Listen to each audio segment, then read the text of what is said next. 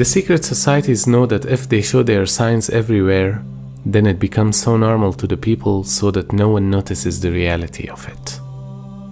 Because if something becomes so obvious, it will become common and no one would take it serious. On the other hand, it becomes a kind of advertisement for attracting people towards Satanism and practicing of it, whether in a conscious or a subconscious way. And as a result, today we see masses are using these symbols. Their signs became a trend to the people, and people became customers of their products and follow their way of thinking. We see people participating in their concerts and follow their rituals. And some people even join and get the membership of these so-called secret societies. So it's a successful way of deceiving people to promote their ideas in an obvious way rather than being secret and silent. And for that, they don't hesitate to use any tool that's useful for attracting people.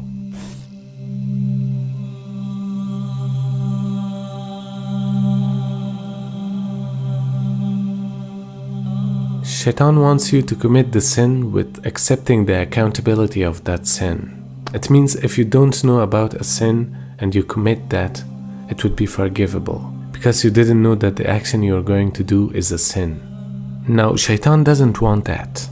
He wants you to first understand that the action you're going to do is a sin, and then he invites you to do it. And that's how he puts the accountability of that sin on you. And imagine today everywhere we see those signs which are intentionally having satanic names, such as devil's horn or devil's number and so on. And people are doing it while they know it's satanic. Or they participate in some festivals such as Halloween, Carnival or some concerts, and they willingly practice those rituals while they see those satanic things there. They see those satanic signs and messages inside games or songs, and they still hear those songs and play those games.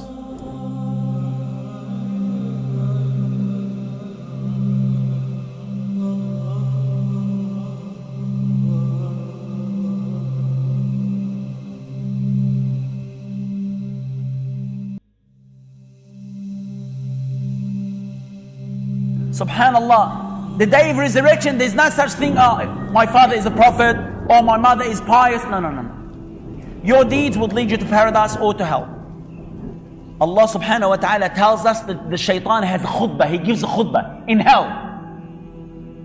And he said, Inna Allah wa'adakum wa'ad al-haq. Allah has promised you the promise of truth. Wa wa'adtukum fa akhlaftukum. And I've promised you, but I've betrayed you. I did not fulfill my promise. And then he said something that I want you to pay attention, my dear respected brothers and sisters. He said, وَمَا كَانَ لِي عَلَيْكُمْ مِنْ سُلْطَانٍ. He said, I have no authority over you. Shaitan says he wants to defend himself.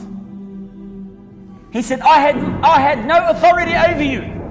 إِلَّا أَن دَعَوْتُكُمْ فَاسْتَجَبْتُمْ لِي. Except that I've called you and you've responded to me. That's all. Shaitan tells you, go to the casino. Shaitan tells you, surf the internet for something which is haram. Shaitan tells you to deal in usury.